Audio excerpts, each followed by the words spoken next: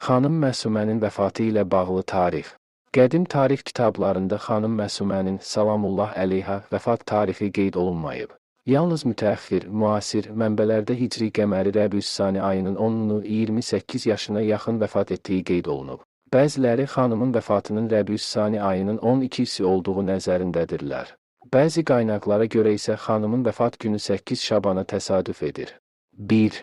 Vəsilətul Məsumin Mir Əbu Talib Caiz Təbrizi səhifə 65 Ləvaqihul Ənvar səhifə 58 Zendeqani Həzrəti Məsumə Mehdi Mənsuri səhifə 37 Kərimi Əhli Beyt səhifə 105 2.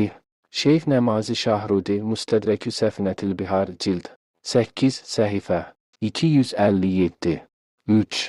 Risalətul Ərəbiyyətil Ələviyyə və Lüğatil Mərviyyə Şeyx Hürr Amuli Hayatüs Sittədən Mehdi Mənsuri nəqlən səhifə 11.